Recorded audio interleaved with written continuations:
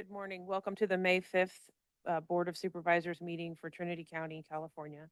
We'll call this meeting to order and open with the Pledge of Allegiance led by Supervisor Cox.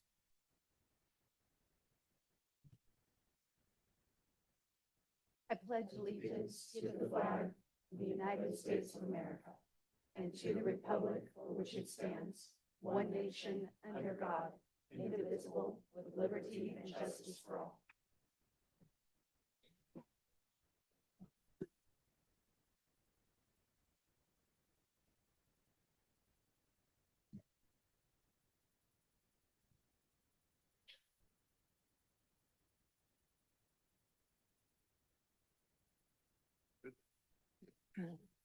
We will now begin our presentation portion of the meeting. We will be hearing from Health and Human Services.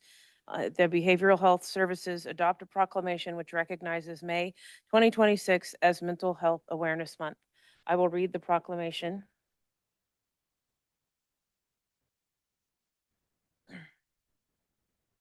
This is a proclamation of the Board of Supervisors of the County of Trinity, recognizing May 2026 as Mental Health Awareness Month. Whereas Mental Health Awareness Month has been observed each May across the United States since 1949 to increase awareness of mental health, reduce stigma, and promote wellness and recovery. And whereas Mental Health Awareness Week is recognized during the first full week of May in 2026, will be observed from May 3rd through May 9th, 2026, with Thursday, May 7th, 2026, recognized nationally as Children's Mental Health Awareness Day, highlighting the importance of early intervention and support for youth and families. And whereas mental health is essential to the overall health and well-being of individuals, families, and communities, and contributes to the vitality, productivity, and resilience of Trinity County residents. And whereas many residents of Trinity County experience mental health and substance use challenges, and early intervention, prevention, and access to culturally responsive community-based services can significantly improve outcomes. Whereas the Trinity County Board of Supervisors recognizes the importance of the integrated care and collaboration among behavioral health, public health, human services, and community-based organizations and healthcare providers to support individuals across the continuum of care. And whereas recovery from mental health and substance use conditions is possible, and the board honors the strength and resilience of individuals in recovery, as well as the dedication of providers, caregivers, peers, and advocates to support them.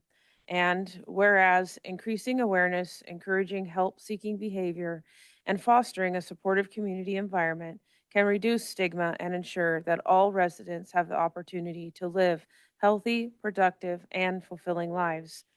Now, therefore, let it be proclaimed that the Board of Supervisors of the County of Trinity, that the Trinity County, that the Trinity County Board of Supervisors hereby proclaims the month of May 2026 as Mental Health Awareness Month in Trinity County and encourages all residents to learn about mental health, support those in need, and promote wellness throughout our community. Duly passed and adopted this May 5th, or this day of May 2026, by the Board of Supervisors and the Trinity and by the Board of Supervisors of the County of Trinity.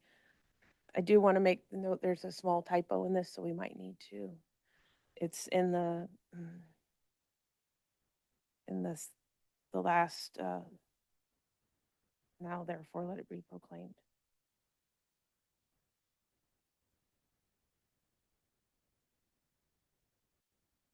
I think we can go ahead and make an action. So I'll move approval. I will second. we will now hear from our head. Thank you.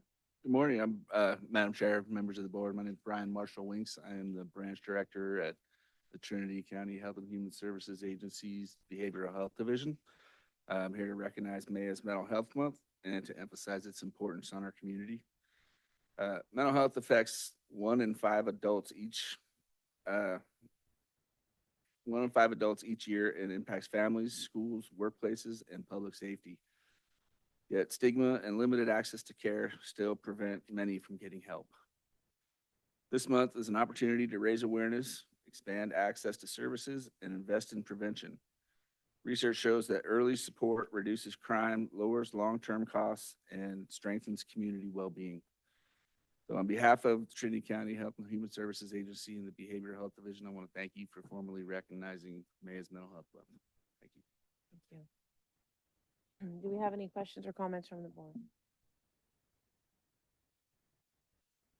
No, just to certainly acknowledge the work that is done and the importance of it. The list of affected areas that you just read off, schools, workplaces, homes, all of our places of interaction. And I think the one that would be missing would be the one when we're alone with ourselves, the anguish that takes place inside of an individual when those kinds of things are going on is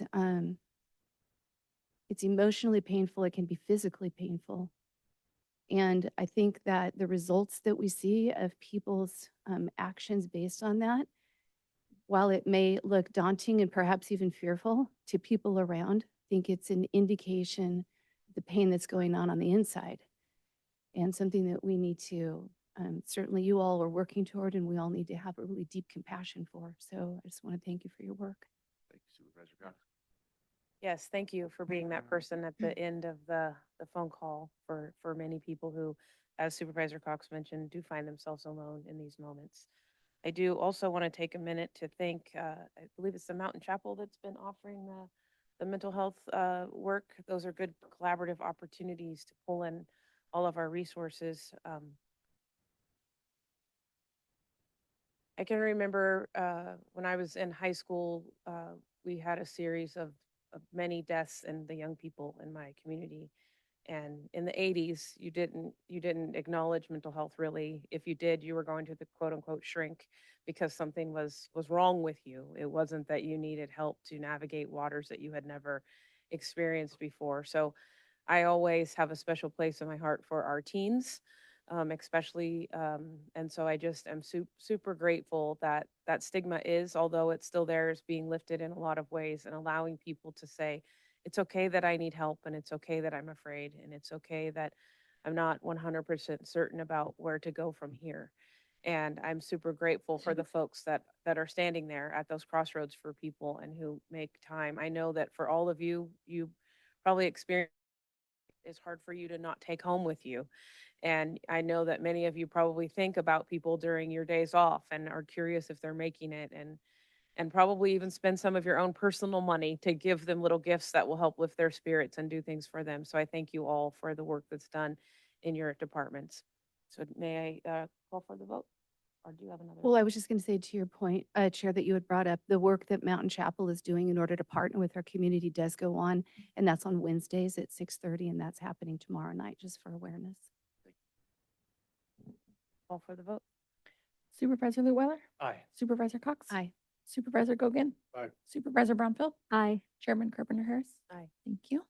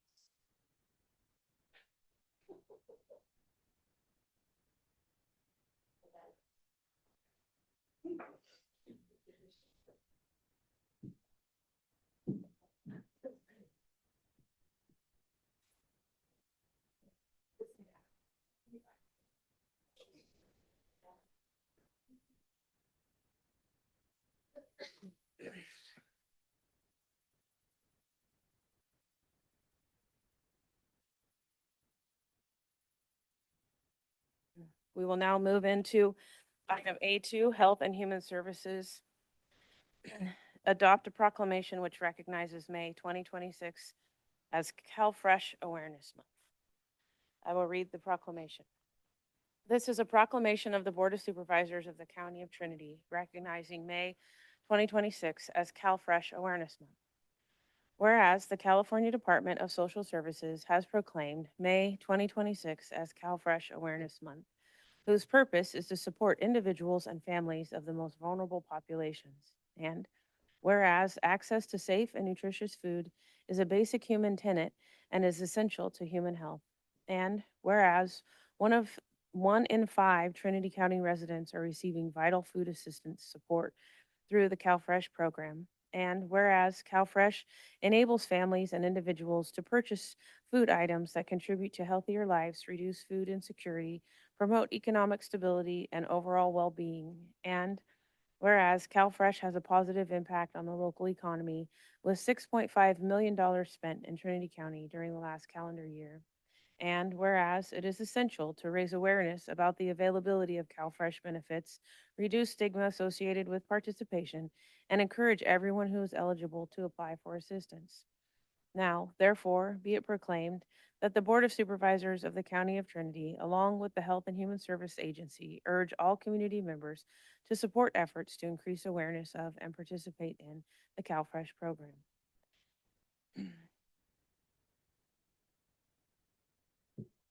Good morning, Chair and Supervisors. My name is Tabitha Albers, Program Manager for the Public Assistance Division within Health and Human Services Agency.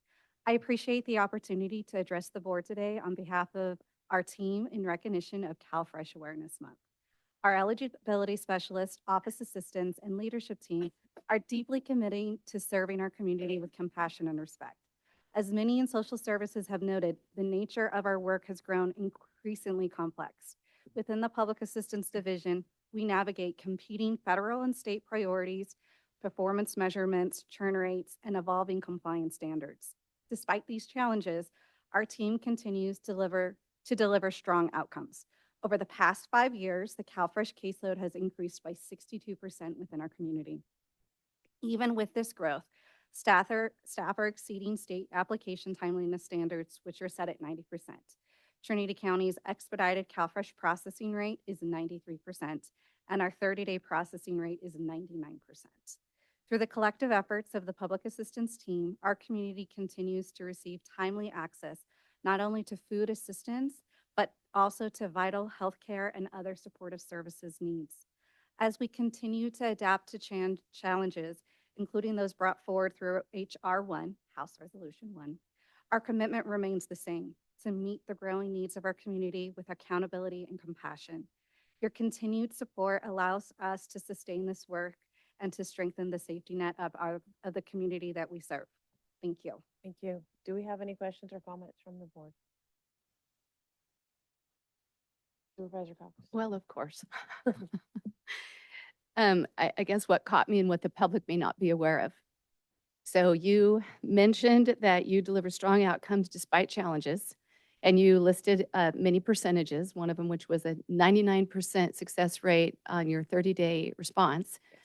And I think that the piece that the public doesn't know is the extremity of the challenges. Yes. What you deliver against is something I certainly can't describe, but I know it's daunting. And so I just want to emphasize that, to acknowledge that what gets thrown at you from the state is really rough, and you deliver in spite. Thank you. Thank you. Yes, one of the challenges that we have here in Trinity County is we're designated as a frontier. And being frontier and still having to adhere to the standards in our larger communities in Orange County, San Bernardino, San Francisco, Napa, Marin, where we're on parity and we're succeeding. Very good.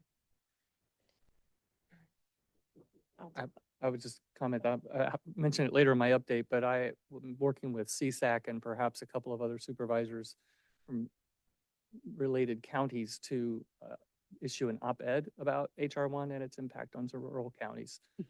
So I've been reaching out to Liz and to others to make sure that it's hopefully well-informed, but just trying to make the case of just how important it is that when this next budget gets issued, it addresses the huge needs that are about to be exposed. Correct. The complexity of the situation is upon us.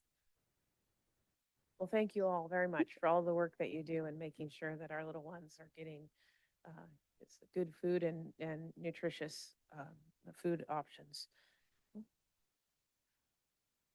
Move to approve the proclamation as presented. I'll second. We'll call for the vote. Supervisor Cox? Aye. Supervisor Lutwiler? Aye. Supervisor Gogan? Aye. Supervisor Brownfield? Aye. Chairman Carpenter Harris? Aye. Thank you. Take picture.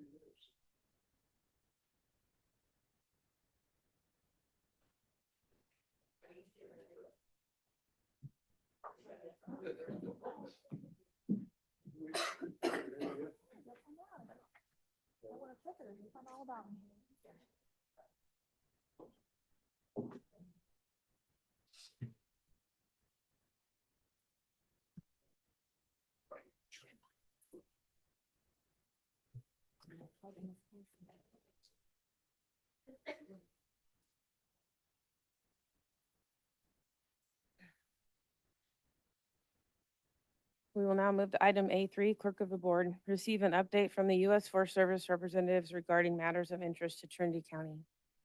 Welcome. Good morning. So I was able to attend last month with Tara. I'm Roy Jones, and I'm here acting in her behalf for the next, 3 more months. So I've been here about a month and I'm kind of getting my feet under me. There's a lot of stuff going on here and I'm excited to see that. As mentioned last time, I grew up here and started my career with Forest Service here. So I'm excited to see all the great work that's going on up here.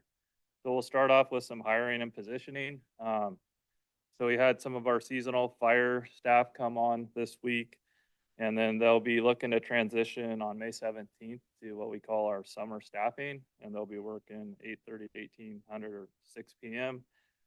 7 days a week. The helicopter in Lewiston will be coming on contract that last week in May, and then they'll be available in June. And all the lookouts will be staffed coming Memorial Day weekend and then on rotating schedules. Right now we have our last fire refresher going on for those new folks that came on. Every year they got to do a fire refresher to get ready for fire season. And let's see. So we were lucky, I guess. Well, it got back to more like normal this year. We were able to hire some recreation and timber staff, seasonal employees at this time. So that's going to help out a lot with all these projects that we have going on. Let's see, so I was told the FY25 Secure Rural Schools Act payments were released on April 17th. So the Secure Rural School Act charter expired on 12/19/25, affecting the utilization of the Title II funds, but the new charter is expected to be signed this month. So planning. So we have a lot of stuff going on with partners, and we're working hard to finalize a lot of these projects. We're continuing to work on the Big Ranch Community Risk Reduction Project. They're looking to have that release comment period next month. And then we're working on North Trinity Community Risk Reduction Project, and that's looking to be signed here within the next month. On the joint Shasta Trinity and Six Rivers project on South Fork Mountain, planning also to wrap up in the next month. Our partners are also working diligently on their projects. This includes Trinity River Lumber, Wildwood, the Watershed Center Junction City, Trinity RCD Weaverville Fuel Break, and Sierra Pacific Industries, the Trinity Divide. All are in different phases of planning, but we're continuing to focus and try to push those through.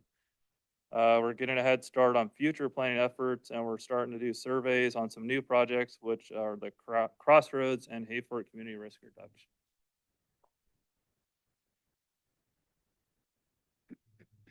Okay, so some implementation that's continuing. The Watershed Center is planning for the Bowerman Cooperative Fuel Break. It was completed just recently. And then there's a timber sale was created under that planning effort and is now being advertised for implementation. We'll know later this month about successful bidders. The mule timber sale is looking to be advertised soon. It's a small timber sale, roughly 100 acres that parallels Highway 3, spanning from Mule Creek Fire Station to Clark Springs. Pending clearance, the loggers and fuel crews are preparing to return to implementation on the peak emergency work completion and that fuel break. The Jack Timber Sale is going to be an implementation this summer, and the sale is located around the Jackass Campground in the east side of the lake. This is quite a bit of dieback in the area, and we're glad to get that going just to get it in a safe, healthier state up there. Crews are still preparing what areas they can in the current planning footprints. Our fuels crew and several contracts with the South Fork are creating and or finishing risk reduction treatments as a part of the High and Palm Community Risk Reduction Project. Reforestation efforts in the August footprint are still ongoing and commencing across thousands of acres this season. So Tara wanted to be here. This next thing I'm gonna talk about. So next week we have an agency administrator prescribed fire workshop and their potential to broadcast burn in the Weaverville Community Forest or near Cedar Stalk. So that's kind of what they're helping out with right now. This group's going around to different forests throughout the region. And basically it's folks that are striving to be AAs or new AAs, agency administrators, that don't have that experience. So I know they're going to be doing a burn on the Mendocino possibly too. This is all going to be weather dependent if we can, but that's what they're striving to do. For recreation, crews have snagged and brushed campgrounds and road loops and sites in the Tannery Campground. They are working on cleaning up the repairs in the Hayward following the thinnings. So we're working hard on that. There was a plan in place to get a tub grinder in there to get a lot of that slash and the leftovers from that, and then that fell through. So I kind of like reached into my toolbox and reached out to the Mendocino, and they have a huge curtain burner that they weren't using at this time. So I got that brought up here last week, and then my fuel staff worked diligently to create a burn plan for that, because typically a lot of folks don't use burn plans. But anyways, Trinity created a burn plan, and we're hoping to start using that this week and get that stuff cleaned up out there. And then hopefully we're going to hold on to that if the Mendocino will let us, and move a little north and work on some other cleanup. Oh, they've kind of like done a bunch of weed eating down all the river sites, getting ready for the Bigfoot Jamboree. So at this time, all campgrounds are expected to be open on time, and the cabins are open and the boat docks are put in earlier on Trinity Lake. That's what I have. What is open on time? What is the date? I mean, so it's usually like just before Memorial Day week. Okay. And did you say that the lake marinas are all already? So I do know that we did put in a bunch of our, I think the only one that was in, like that stays in for long term, is up at like Trinity Center. They were getting overwhelmed.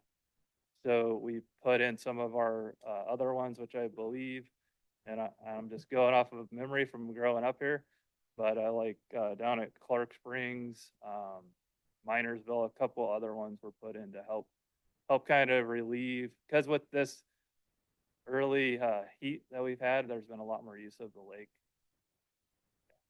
Roy, do you happen to know if the boat dock is put in at the Trinity Center ramp or not? I know there are folks that live out there that have been asking about that.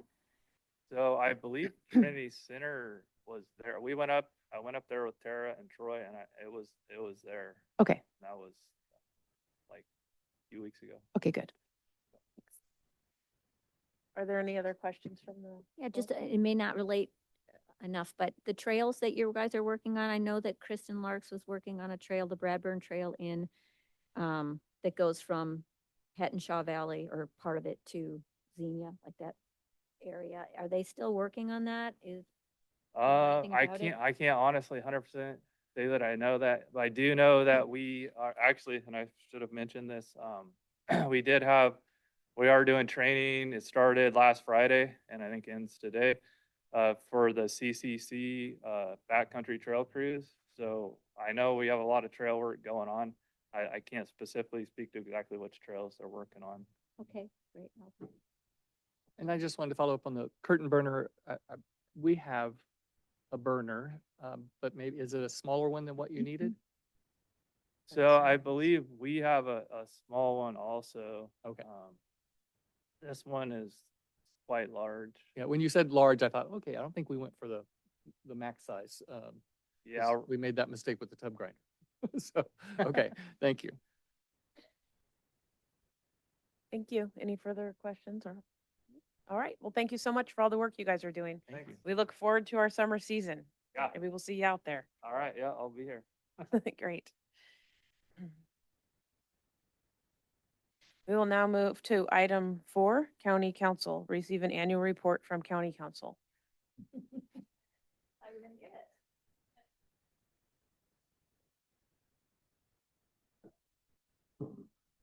Good morning. Good morning. How are you? I'm well, and yourself? Good. We Good. do have a PowerPoint, so hopefully it will come up and hopefully this thing will work. Great. Okay. Oh, awesome. It does work. Thank you, Susie. Good morning, Margaret Long, County Council. Happy to do the annual year in review. I think this is my 4th time doing this. It just goes over some of the work that this office has done. A lot of the work of the County Council's office is done behind the scenes, so I think it's a great idea to just share with it, with the public and with the board so you can understand our day-to-day operations. Thought it works. No, it doesn't.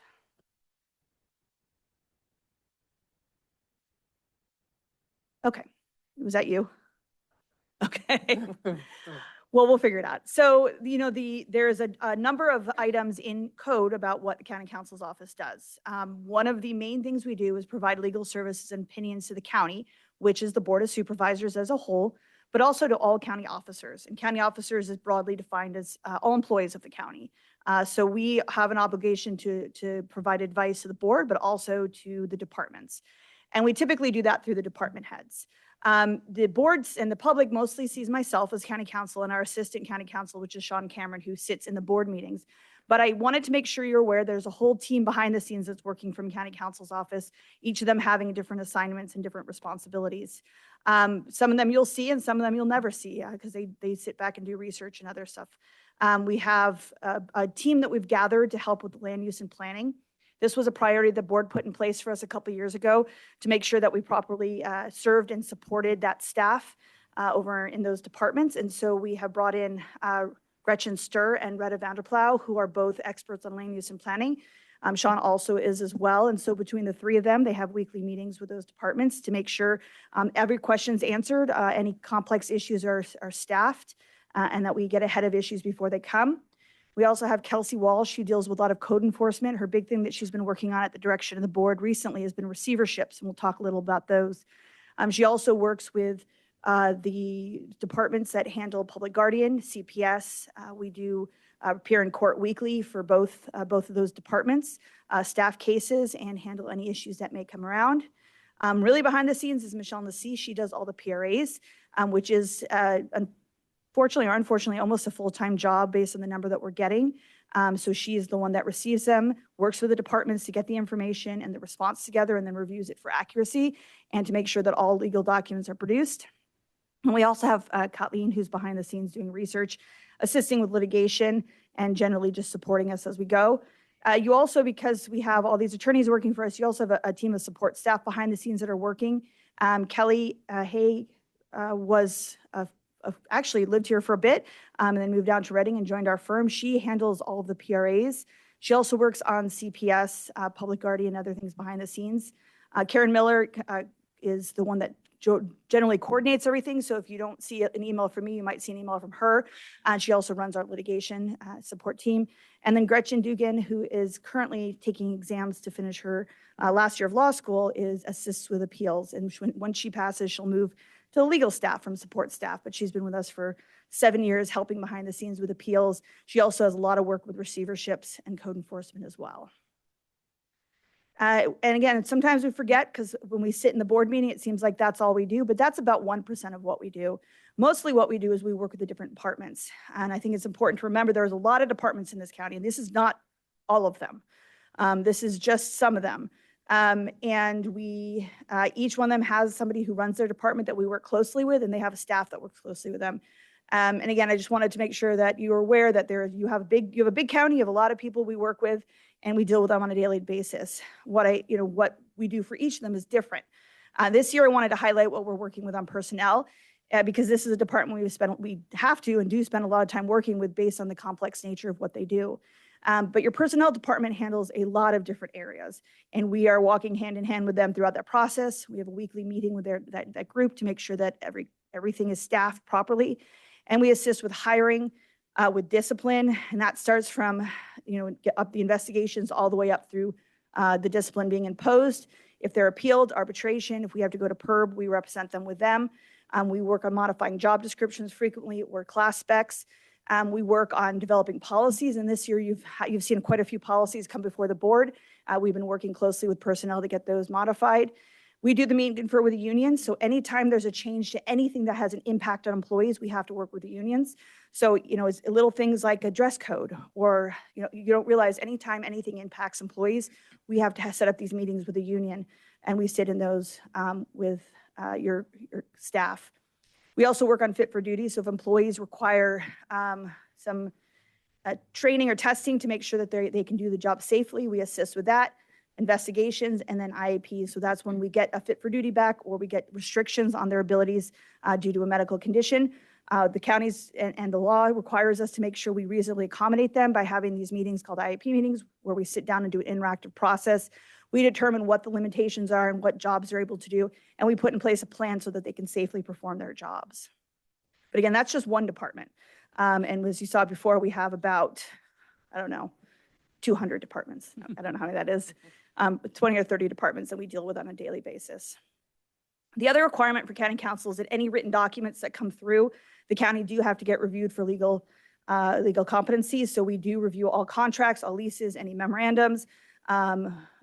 We do legal documents. So if anything's filed, any board agenda items, we look through that. So every item that comes before the board has been touched by county council's office. This year, up until from July 2025 up till present, so we're looking at about 10 months, we've had 76 contracts that we reviewed, 53 ordinances and resolutions, which is a huge increase from what we've seen in the past. We work with letter of supports and oppositions. You guys have done 13 this year. And this doesn't include RFPs, especially from your road department. We get some very complex and detailed RFPs, sometimes hundreds and hundreds of pages that we have to review. MOUs as well. So if you have a relationship with another agency and you enter an MOU, or interdepartmental, two departments in your county are working together, we review those. And it also doesn't include the contracts that don't go to the board. I didn't have a way to track those, but there is a lot of contracts that are below the amount that requires board approval. We still have to review every single one of them. And we review $200 purchasing agreements when they come through, just to make sure we have not set the county up in a bad situation going forward. We also, again, we work on public records. So all documents that are within the county, the public has the right to view, as long as they're not under a protected classification.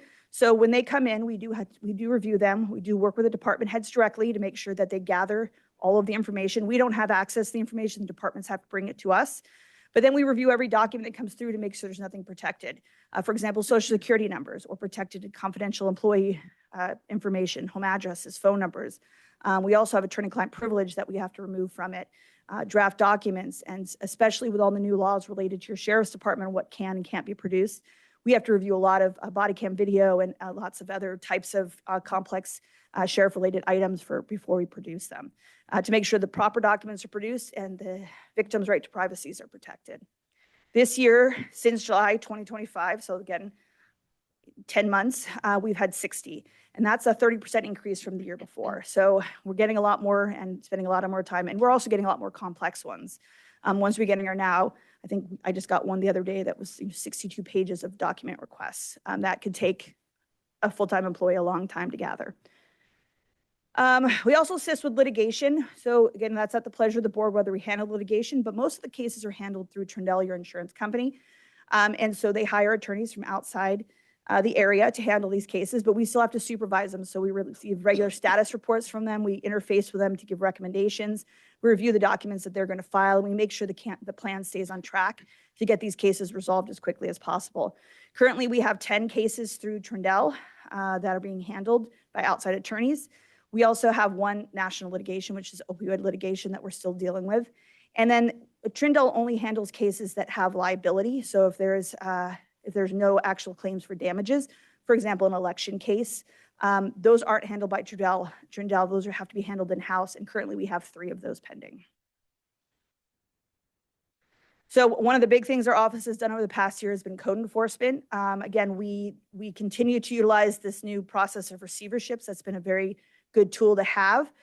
We also work with your code enforcement staff to make sure that the citations are issued properly and that there is cleanup as appropriate.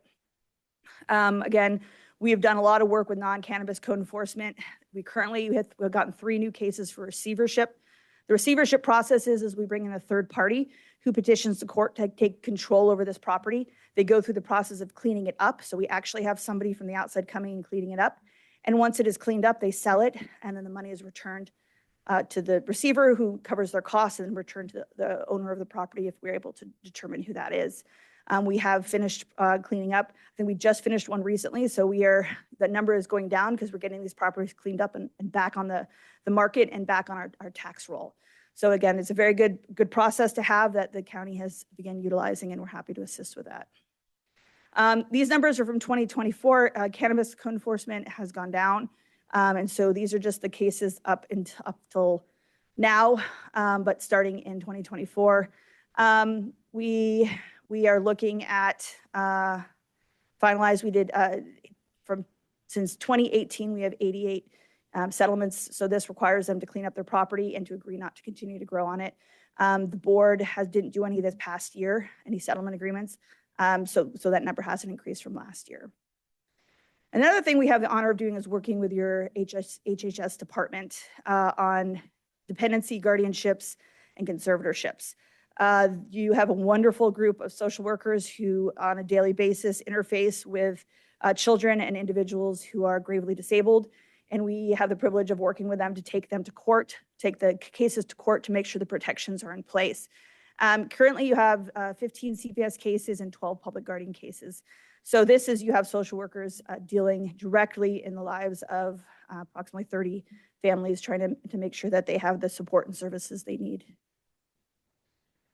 And one of the things I want to highlight, because I do get some questions and I do get some emails from members of the public at times, my job is different than a lot of other people in the counties because I'm not, I don't serve the public, I serve the board. I serve the board and I serve the staff through the board. So I don't have the ability in my position to interface with the public a lot. And in fact, there's case law that says I can't interface with the public without the board's approval. So if members of the public reach out to me, I want to make sure it's clear I'm not being rude by not responding. I'm just legally not allowed to. There's only a couple exceptions to that. One being PRAs. I'm allowed to respond directly with them on PRA responses because the board has directed me to do so. I also can work on labor negotiations again because the board has designated me to do that. And if an individual is pro per and they are involved in litigation, I can reach out to them related to that. If they're not pro per and they have an attorney, again, legally not allowed to talk to them, only can talk to their attorney. So I just want to make sure the public knows that if they don't get a response from me, I'm not being rude, I'm just legally not allowed to do that. And that's the year 2025. Happy to take any questions, but it's been a good year. We've gotten a lot done and it was a pleasure to serve the county. Margaret, just one question. You mentioned uplift in the PRA stuff, and I think we've kind of sensed that as well. I know when we redid the contract, we kind of did a couple things. One is you mentioned it, we trained our own folks, so we didn't have to rely on your staff so much. But Correct. then when we need to, we had a bucket of money that was kind of allocated for that. Are we well exceeding that now with the increase in the volume and complexity of PRA requests? Yes, but we have not charged the county for it. We have been, again, we did some trainings and we've been working closely with them, and we have that provision in there to when the point it gets too much.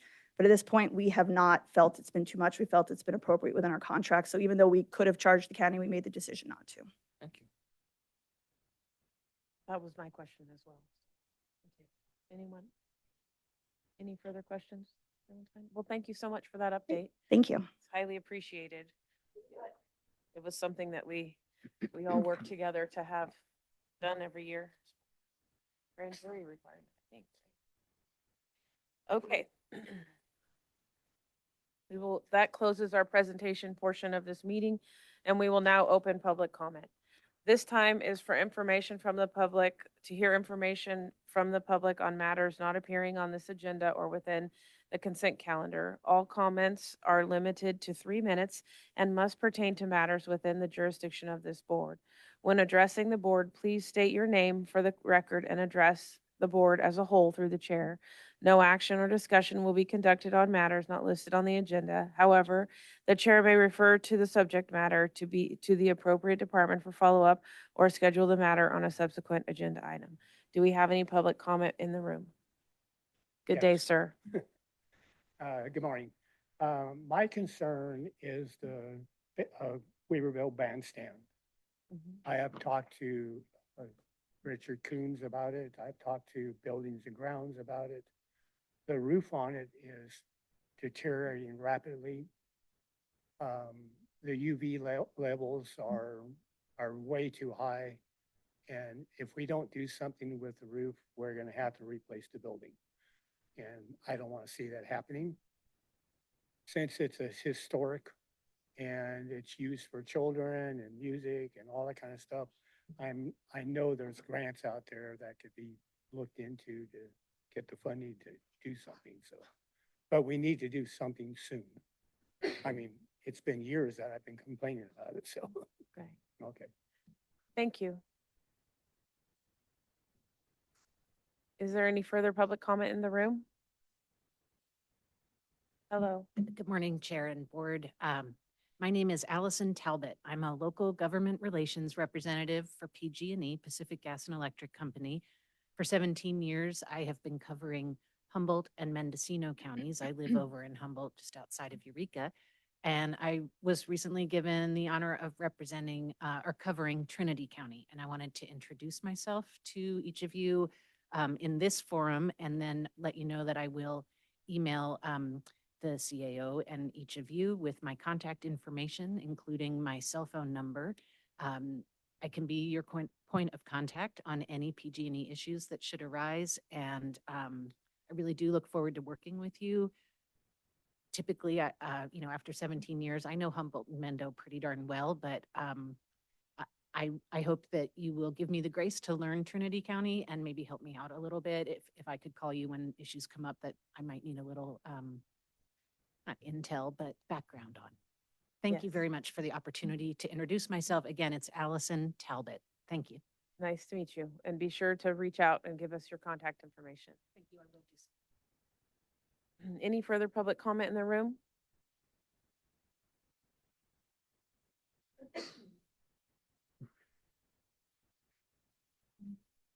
Morning, Chair, Supervisors Lisa Wright Lewiston. I want to follow up on a broader conversation around permit processing timelines and the Permit Streamlining Act. As you saw at the last meeting, this is not limited to one application, project, or division. It reflects a broader structural issue in how development-related applications are routed, reviewed, tracked, and completed across community development and related permitting divisions. The Permit Streamlining Act provides an important legal framework, but in my view, it would be treated as the floor, not the ceiling, for how local government manages development review. Timelines cannot be consistently met unless there are clear written procedures underneath them. That means written procedures for intake, completeness review, interdepartmental routing, environmental review, inspection follow-up, technical comments, resubmittals, and final decision points. None exist today. Right now, applicants often experience the process as iterative and uncertain. Issues may be raised in stages rather than through one coordinated review. Requirements may shift after inspection or resubmittals, and applicants are often left without a clear written roadmap showing what has been reviewed, what remains outstanding, who is responsible, and what timeline applies, because none exist. That uncertainty creates real cost, okay, not only to the applicant, to the county, but to the future. I would respectfully encourage the board to direct a process audit of the county development review systems. particularly within community development and related permitting divisions. The purpose would not be to assign blame. The purpose would be to identify inefficiencies, duplicative review, unclear handoffs, inconsistent written standards, and timeline bottlenecks, and then convert that into practical written procedures where none exist today. This kind of process audit would support staff as much as applicants. It would give employees clear direction, reduce repeated back and forth, improve consistencies, and help the county demonstrate compliance with state law. The board does not need to solve the permitting issued from the dais, but I do believe the board can set the expectation that Trinity County's permitting system should be written, transparent, trackable, and accountable, because it isn't today. Ultimately, the goal should not be a system that is merely minimally sufficient either. The goal should be a system that reflects excellence in governance, where applicants, staff, decision makers, and the public can all have the confidence that the process is clear, fair, and professionally managed. Thank you for your time. Thank you. Is there further public comment in the room?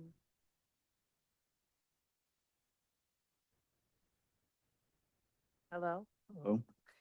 Morning, Chair, Supervisors, staff. Dan Trujillo, Weaverville. I want to speak briefly about the role of public participation in local governance, especially as it relates to land use decisions. Local government exists to enable self-governance by the residents of a defined political community. These decisions that you make, particularly around land use, directly shape neighborhood conditions, property rights, environmental impacts, infrastructure demands, and long-term economic development. And those impacts fall primarily on the people who live here. And because of that, democratic legitimacy rests on this simple principle that those who live with the consequences of policy decisions should have the primary role in shaping them. Recently, there have been efforts encouraging individuals who do not live in Trinity County to participate in local policy discussions because they visit here or they spend money here. And while public participation is important and that should remain open, it's also important to recognize a fundamental distinction between two types of relationships.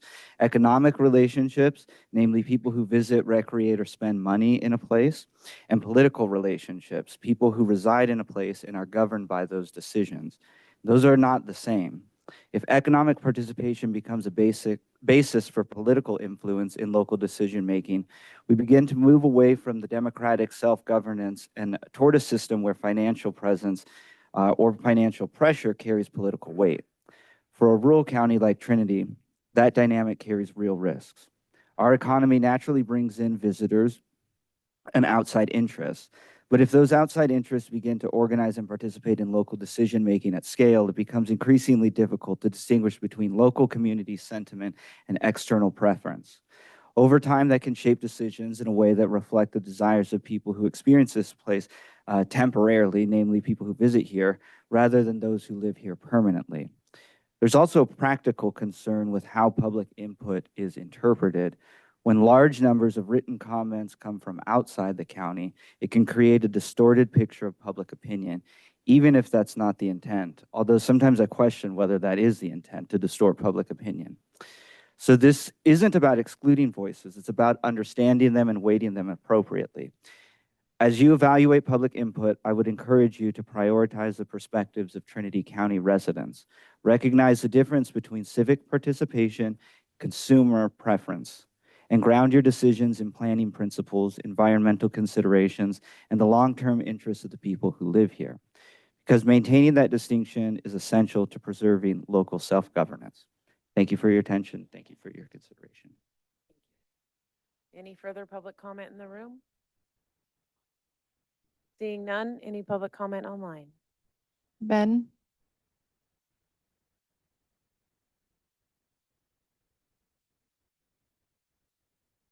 Good morning. Can you hear me? You're a little slight. Oh, we're dealing with it. Give us just a moment. We're ready? Okay, go ahead. Is that better? Yes, sir. All right. Thank you, Chair. Good morning, Chair, Board, and staff. As we enter another fire season this year, experts from across California expect this one to be a bad one. Rainfall was abundant starting off the season, but a drier first part of the year and early melting snowpack have started the alarm bells. We're seeing fire behavior a couple months earlier than we usually do. Today, I ask you, as I've asked you many times before, to please prioritize our volunteer fire departments. Start giving them the funding they need to protect our communities across Trinity County, as you do with our law enforcement. We cannot continue to play Russian roulette, expecting the Forest Service and CAL FIRE to always come in and save the day. The initial attack phase and most critical time to contain a wildfire is between 5 and 30 minutes. That time is where our volunteers are most important, and beyond that time, where multiple CAL FIRE or Forest Service resources would be on scene to help.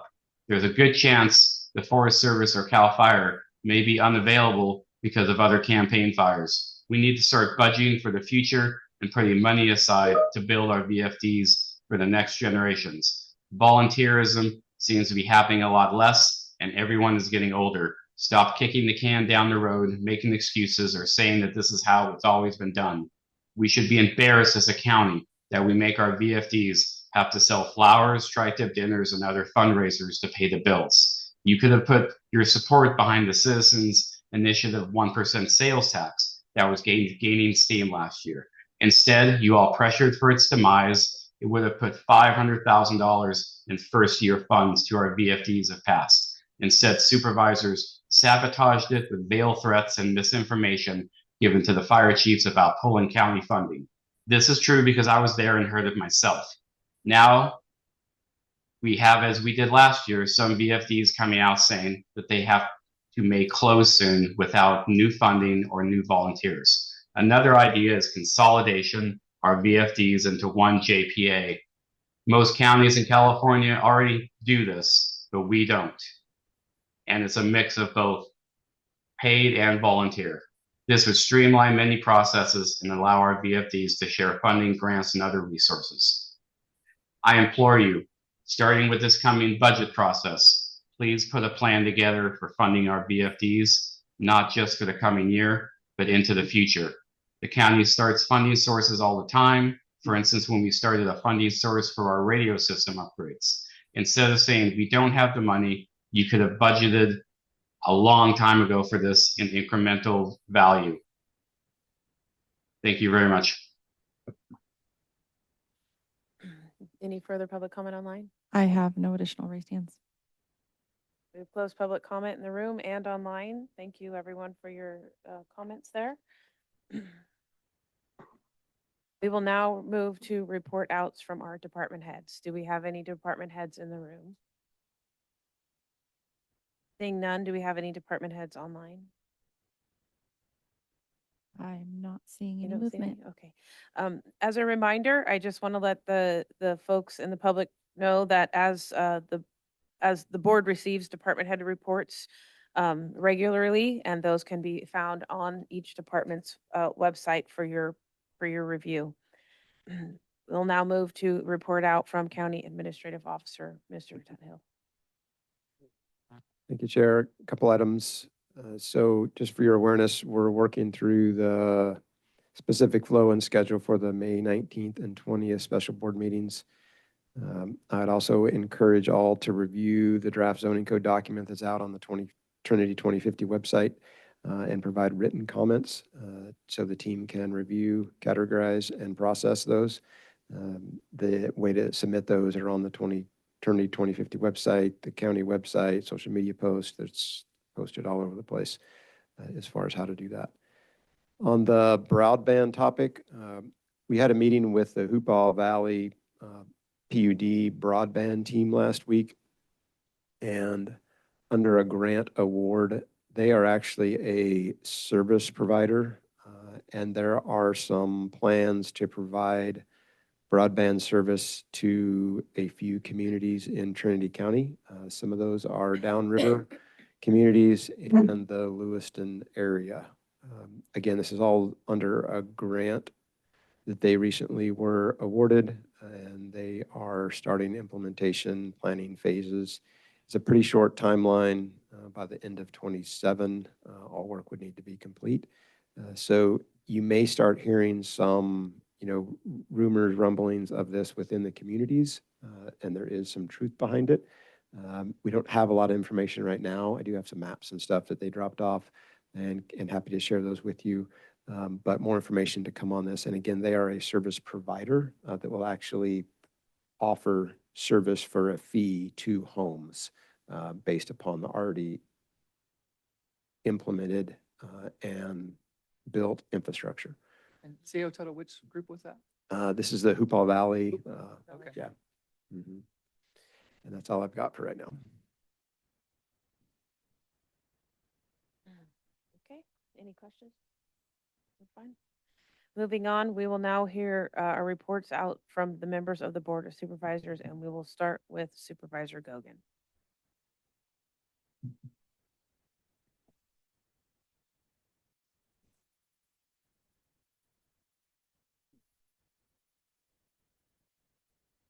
Good morning. Couple things here on the calendar. First of all, I had no out-of-county travel. Thank you, Suzie. I do have a town hall coming up on the 14th, a week from tomorrow, Thursday evening, at the Roderick Center at 6 p.m. Besides the general topics that we'll be talking about, we will also be talking about the zoning portion of the general plan. I'll be taking people's requests and what they are thinking about that and adding it to the rest of the board's questions that they get, so we don't have a huge amount of redundancy when it comes time to have everybody in this room. A couple good things happened. I had mentioned last board meeting that we needed some help at the cemetery out there. The board was getting down to about nothing and the labor was getting down to zero. Turns out that through my social media, man, I never thought I'd say that. They had 21 people. They went from 0 to 21 people last Saturday cleaning up the Hayfork Cemetery, which is great because Labor Day or Memorial Day is coming up. And there is 2 new prospective board members that would like to join the Hayfork Cemetery Association. So that is really, really a good thing. They needed it. They were running out of gas there. And thank everybody for showing up and volunteering to do that. I did attend the candidates night at the Performing Arts Center. I thought it went well. Everything was good. Most people were unopposed, which I wish I was hiring, but I was not.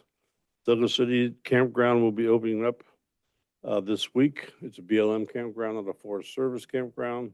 You can reserve, I think, about 10 spots in that campground through BLM, and the rest are first come, first serve. Again, I'll mention the Dolly Parton book club thing. From age 0 to 5, if you sign up, your child gets a free book every month till they turn 5, and then they're out of the program. It's a great program. It's free. Great way to start your kids on a little library of their own. I'll go out on a little bit of a limb here. Tomorrow, Fish and Game Commission will be setting the limits for the Trinity River for salmon fishing this fall and spring. Trinity County has submitted a letter that asks for a season this year. And, I just want to thank the people from the Department of Fish and Wildlife in California. The people I sit with on the TMC Commission played a big part of that, and I will stretch it a little bit, and hopefully that we get a salmon season. If we do, I think the season will look like this: two fish, 2 salmon per day, 1 adult, which will be 23 inches and above instead of the previous 22 inches and above, or 2 jacks, which are fish that are 23 inches or less. So you can have 2 fish in combination, but only 1 of those can be an adult. Our quota for the upper river looks like it'll be about 535, 36 fish. Doesn't sound like a lot of fish, but I've seen a lot fewer, and the seasons stay open for the entirety of the time. The season will begin on July 15th. It will end it'll open on July 1st. It'll end August 15th as far as the Springer part of the run goes, and then we'll move into the fall part of the run, and we will also be able to fish that. Just so people know, the upper part of the Trinity River, the 536 I just spoke about, for ease of knowing what the upper part of the Trinity River is, if you drive down Highway 299 going west, the river is on your left the majority of the way, and that's considered the upper Trinity River. When the river goes to your right at Cedar Flat, that is considered not the upper Trinity River. So 536 fish will be from Cedar Flat Bridge to Old Lewiston Bridge. Below that, there's another quota for that section and another quota for the lower section. So it looks like we're gonna have a pretty good opportunity to catch fish, which is great for Trinity County and the economic impact that it brings. Everybody will need a punch card this year, although they did sell in the previous 3 years without any fishing available, which is kind of odd to me, but they did. I would like to mention this too. I did read some things recently in the Trinity Journal, some quotes from, I don't know where they came from, but I would really, really appreciate if they talked to myself, if it was something for me or the rest of the board, instead of just putting things in there that they think that I think. I don't like that at all. So, and I'm not really blaming Josh. He just seems to do a pretty good job. I'm also without no proclamation or pictures. I'm going to officially make May in Trinity County official weed eating month. As you could hear, we just got done, someone outside there. So until I'm off the board, it's going to be May is weed eating month. We all good with that? Perfect. You guys come to my house tomorrow. Okay. And I'm probably going to get in a little bit of trouble for this, but I'll take the beating. I just want to thank or congratulate CEO Tudhill on his son graduating from medical school in Chicago. Oh, yeah, I'm gonna, huh, Trent? Yeah. Trent's son graduated from medical school in Chicago over the weekend. I just want to say congratulations to Trent, his family. Super job. You can get me later. I know you will. And that is it for me, besides my visit to Trent's office later. Thank you. Supervisor Leutwiler. Yes, I did have out of county travel. I was in Sacramento for Sierra Day at the Capitol. I joined more than 40 other leaders from across the Sierra Nevada region on April 28th. Together, we met with over 25 legislators and staff to make the case for sustained state investment in the Sierra. And we called for things like restoration, conservation, and resilience work that protects communities like ours. One of the most interesting meetings to me, I did get to meet with our assembly member. That was nice. Oftentimes we're meeting with staff, but we met with him directly, which was great. But we met with staff member for one of the multiple representatives in LA County. And so I used that opportunity to say to this person who had never been in our part of the country and lived in LA and grew up there, to say, okay, you're a little over 500 square miles with millions of people. We are 3,200 square miles, less than 16,000 people, and one stoplight. But we have the third largest reservoir in the state. And if money doesn't come in here to support our watersheds and our resources and save our forests and so forth, then the water that you count on won't be there. And you could see he was just kind of shocked. He actually, at one point, he started writing notes. He said, I've never heard anything so outrageous, like just the description of our county versus LA. So it was, kind of a testament to me of how it can be valuable and worth the time to go sit in front of these people and try to help them as they go back to, in his case, meet with his assembly member or senator, whoever, you're speaking with staff for. Something that brings it home a little bit more instead of just the general. So it was my first time doing that. I know you've done that at the national level. Very powerful. It was interesting and valuable. So it was good. We've had some press releases and such about it. On the Tourism Business Development District, the ad hoc committee members are reaching out to lodging business owners to determine the level of support for this initiative. We've been talking about this for quite some time, but we are regrouping, making one last push, and we should, know by this summer whether that's something that's going to happen or not. Zoning ordinance community meetings. We mentioned this before, but there are 3 planned that include District 1. One of those is done in conjunction with Supervisor Cox in Weaverville. That's on May 12th from 5 to 7 p.m. here. In Trinity Center is tonight from 6 to 8 p.m. at the Oddfellows Hall. And in Lewiston on May 7th from 5:30 to 7:30 at the dance hall of the Lewiston Hotel. So we're trying to make information available. We've captured some information that were kind of like key takeaways from the planning committee, the 25 plus hours of planning commission meetings, but also Carol Fall, our planning commissioner for District 1, has kind of framed up some things that she knows have been discussion points, but didn't get captured in the key findings that were discovered when I was trying to do some research. So we're trying to just make this as easy as possible for people to understand why is it important for them to show up to these meetings, what kind of matters are being decided, whether they provide input or not, and to encourage them to provide that input. And hopefully, actionable input that can come back and be repurposed.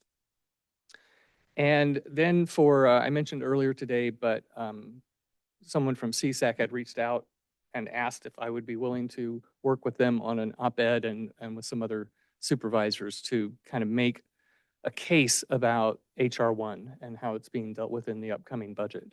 And so I said I would and reached out to CO Tuttle and our staff members to just make sure that I had good information. And so they have a draft that they're kind of tweaking right now, but it's just something that would be not official from the board, but it will be from me as a supervisor in an op-ed format versus, some kind of proclamation from us. And I just think especially for having been down there in Sacramento again and knowing what's going on with all these budget discussions, even though we were there for the Sierra Day, this came up over and over again.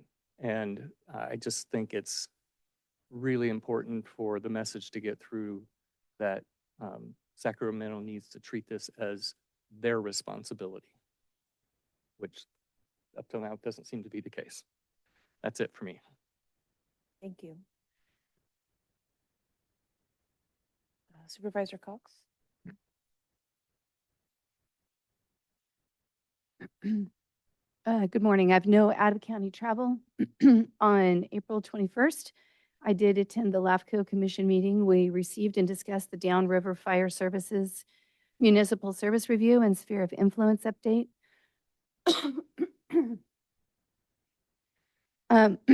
For our additional board members that are assigned to LAFCO, I am just like speaking to each of our board members right now. It's really important that you respond when the executive director's assistant reaches out to find out who's going to be there. We barely made a quorum at this meeting. And so if you can't be there, it's really important that you make sure that an alternate is going to be able to attend in your absence. They drive 2 hours from the coast, and so to have them come all the way over and not be able to conduct business would be really unfortunate. On the 22nd, I attended a LAFCO training. It's called Training 201, which was sequenced following the 101 training, which I took last month. On the 23rd, I participated in the virtual media. It's a virtual media training event that was provided by RCRC. And so just notice that RCRC is really stepping up their opportunities for supervisors to have some additional education and information that I have not seen happen in the past. And so I really appreciate that.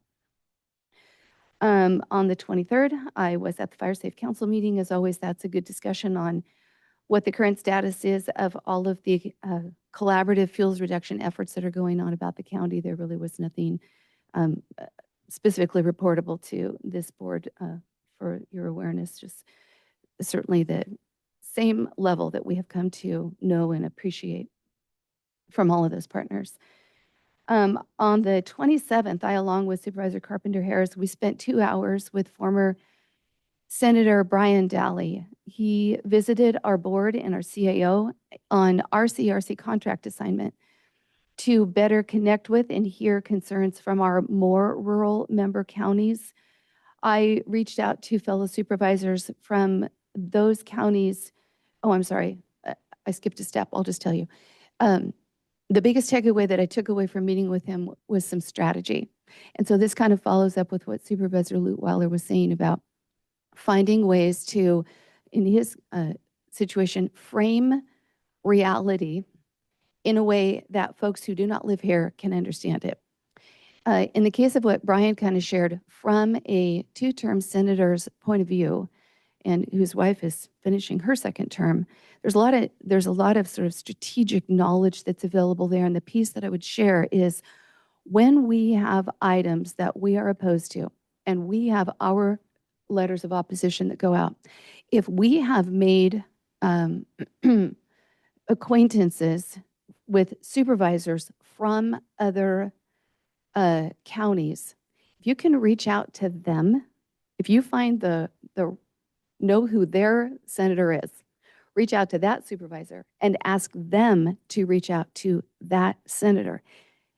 That's where impact is going to happen, because to his point, they are so busy that when they get to work in the morning, they're checking the written and verbal comments that have come in from their constituents to see what they're going to pay first attention to. So if you can get on that radar and they can present it like from our perspective or in agreement with our perspective, it's going to raise the bar on the attention that gets. So I share that for some strategic planning on each of our parts going forward. On the 28th, I reached out to the Northern Buttes District of California State Parks, requesting information on the rollout of Prop $4. This is something I had told you at the last meeting I would do, and I did. I have had a wonderful conversation with Secretary, who said that she would put me in contact with that individual. Follow-up has not yet happened. But what I hear coming out from RCRC, it makes sense why no one is responding yet, because the state has no idea how they're going to roll those funds out yet. But in terms of what our Jaws House needs, I think that is something that the Secretary at least said, oh yes, we're well aware of that beautiful facility and the historic value that it is. So it's something we need to stay on top of, and hopefully there could be some money there. I met virtually with Senator Padilla's Northern California Field Rep, Roberto Arteaga, on the 30th. Discussion points that I brought to him were certainly the congressionally directed spending dollars toward our countywide communication system. During that conversation, I learned that he and Wesley Fink, the representative for Senator Schiff, they speak often and deeply. They are friends and they collaborate. So as I was sharing sort of details about we had been able to show Wesley, he basically interrupted and said, oh, I know. He showed me the pictures and explained to me your need. And so hopefully that's getting some traction. We talked about the Bridges and Safety Infrastructure for Community Success Act. And we talked about deadlines for completion on fuels reduction work, or funding will be pulled. A topic of deep concern that folks from the Watershed Center had brought up. So I've made a connection between Watershed Center staff and Roberto for further clarification on what that means and what can be done about it. I did invite Roberto for a Trinity County visit, the same as I had done for Senator Schiff's assistant, and he has accepted that invitation. So he will be here on May 28th. He is working to see if he can give us a little extra time on either the 27th or 29th in conjunction with that. So I've already sent an email out to our partners. I inadvertently left out the PUD, so I'm connecting with them later today, and we'll see what some conversations there can look like on that date. There was a legislative update call, which I always appreciate, on April 30th from RCRC, and we'll have some more letters coming your way soon. Beyond that, I have been systematically working my way through that wonderful 394-page zoning code draft document. Happy to say I'm more than halfway done. And my biggest concern now is how in the world to put all my comments in writing. So it is a lot, but we will find our way. So that's it for me. Thank you. Supervisor Brownfield? Okay, so I did have some out-of-county travel this time. I went to, oh, sorry. I did have out-of-county travel, this session. I went to the Glen Trinity Calusa Action Group meeting in Calusa. It was wonderful. Those people on that meeting are, educate me every time I go, and, they're very, the financial situation for them is good and sound. They're working on many things, transportation for elderly people, and I'm really excited about that. I went in Heidi's place, so thank you for asking me to do that. And also something very interesting was presented. A ministerial association presented their association, which works with pastors from a county, and they provide services to people in need, rides, food, things like that. And it is billed to insurances or pay from each service person that receives it. So, and I was very excited to hear that. I think it's a wonderful thing to have ministers and pastors and churches taking some of the load off of Health and Human Services without, interfering with that. But I think it's a wonderful thing to have.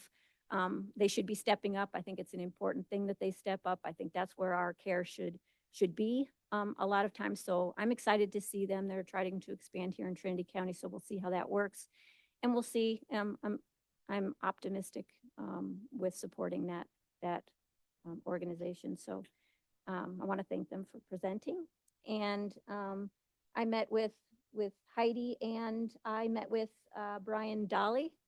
Really wonderful conversation. He's a wealth of information. We talked about a lot of issues, constant nose to tail from the time we started.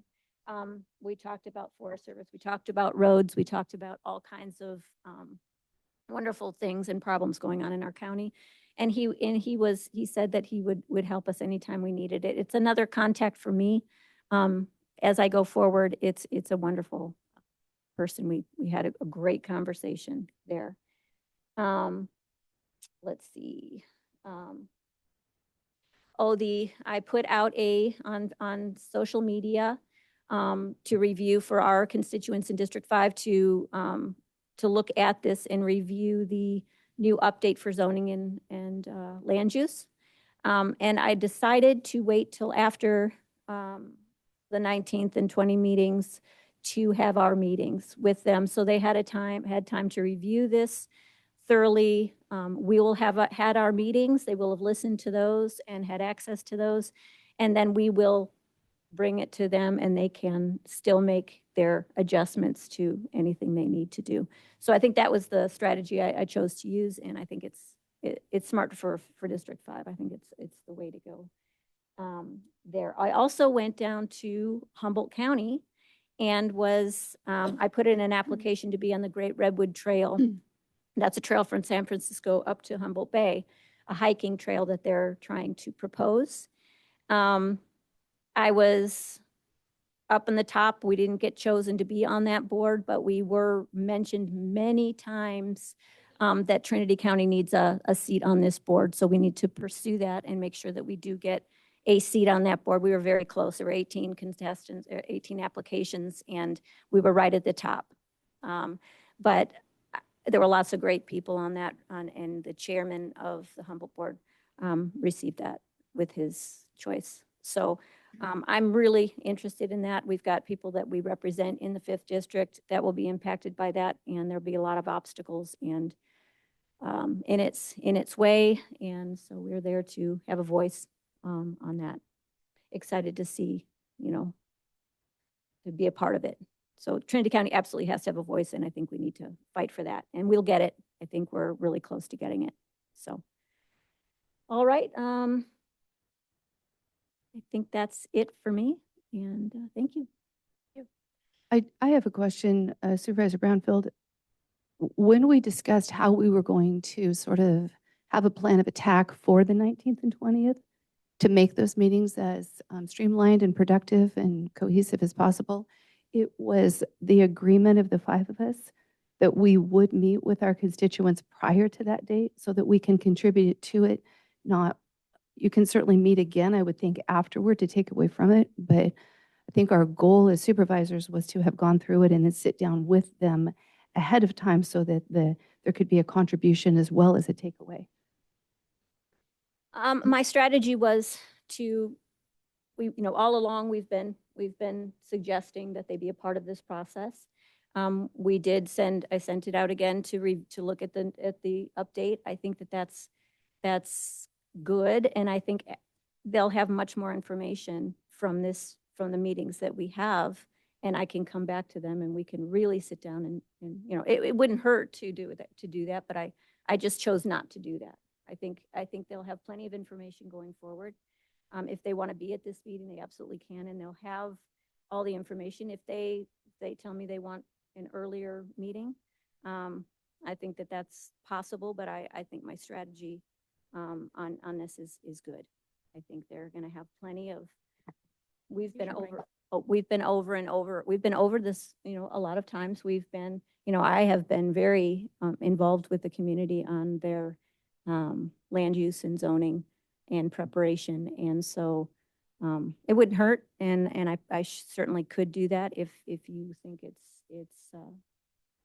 Well, I would important to assume do that it. if any of your constituents wanted to meet with you as an individual, they would have the opportunity to do that through contacting you, or if they have direct questions, they would be able to access you.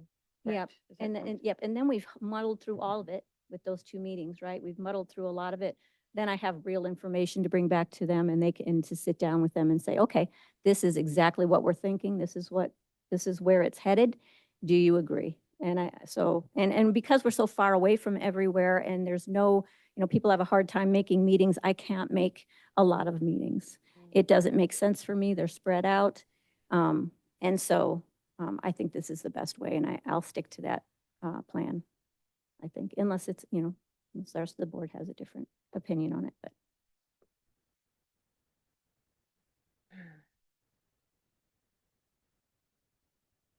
I saw Drew had his hand raised. Did he need to say something? Is it appropriate for me to allow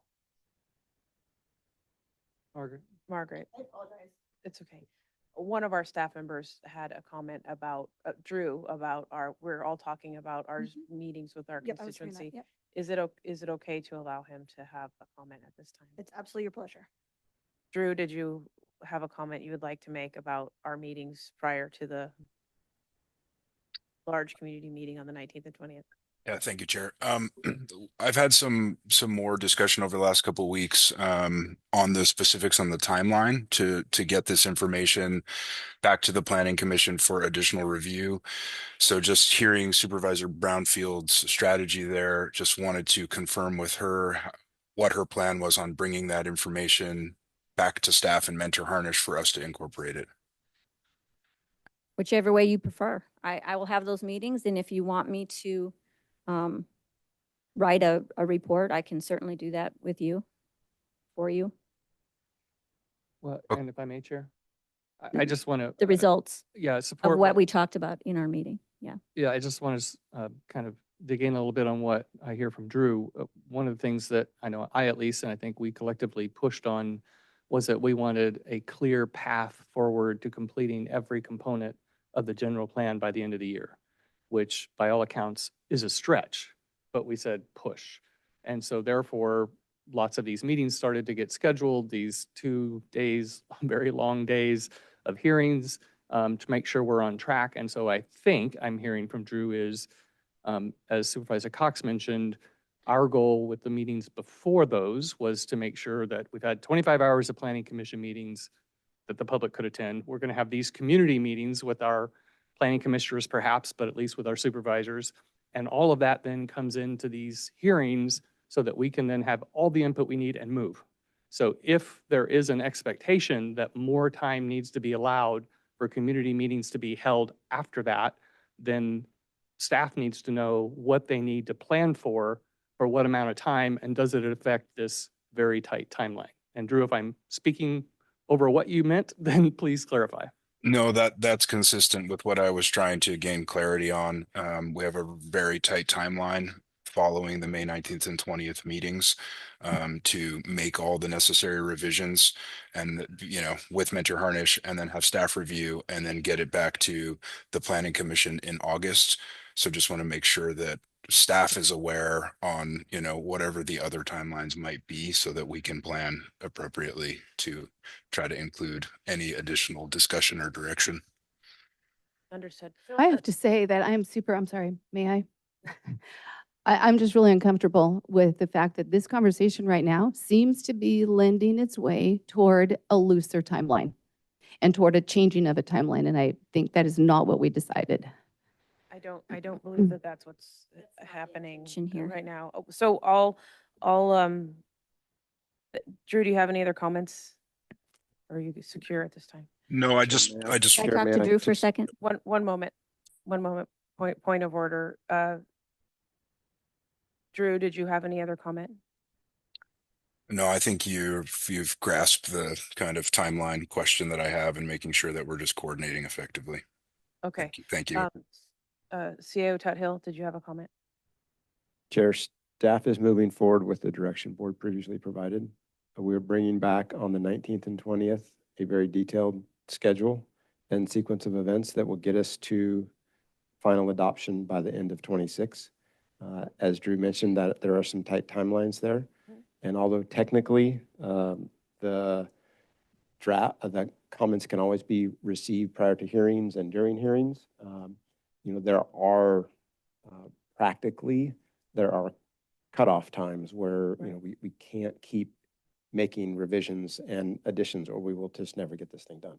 Understood. So you will see that on the 19th and 20th as far as what that schedule is. And our desire is to have full board consensus on that schedule and the associated special meetings and other venues that'll be required to get us to that point by the end of 26.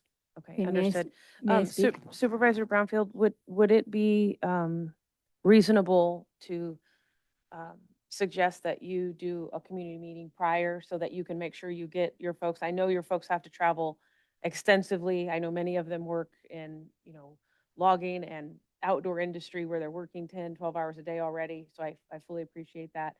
But in order to keep this timeline tight for us to have a finished product, would it be possible for you to have maybe at least one or two, even if it's a Zoom meeting, so that you can really field your folks and get that information? And then if they have anything that comes to you after the 19th or the 20th, you flip that around within 24 hours to get it to Drew if there's any other comments that come in, just so that we can maintain our timeline and our goals.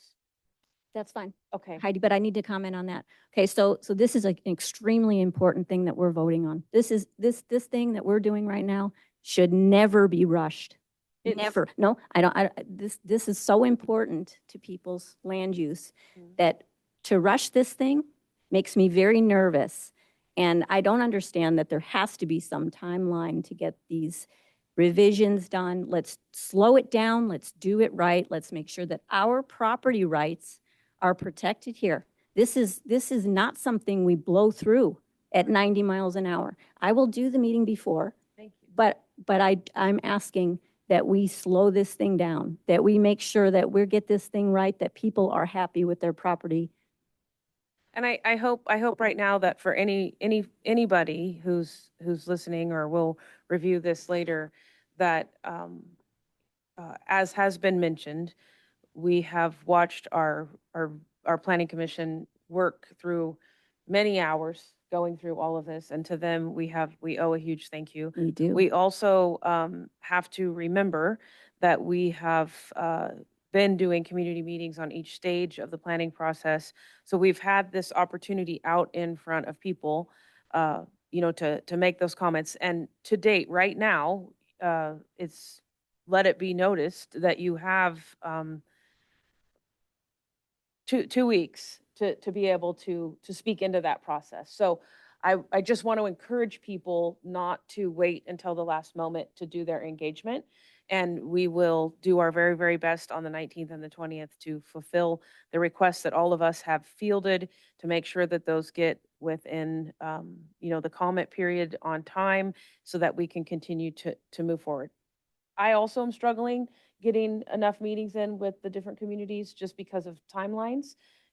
But I'm kind of making myself do my very best to get that done. So I'll just challenge you, me and you can chat about it, vent if you need to, but I want to help you make sure that you're successful in hearing your people, and then that we are all successful in wrapping that into our board meeting on the 19th and 20th. I know it's very difficult for your people to get up here for a meeting like that. So those meetings within your community really are really going to be valuable. So I Right. encourage you to do that. But the meeting that we're going to have on the 19th and 20th is a wealth of new information No, and it's review. and speak. It's review. Well, that's what I mean. But to have that information in front of me when I have my meetings is much more valuable than because there's so much that's going to be talked about. I'd have a much better idea of what we're really looking at. So to you speak have an to them. opportunity right now to, as the rest of us, as Jill mentioned, we're all reading this enormous amount of content.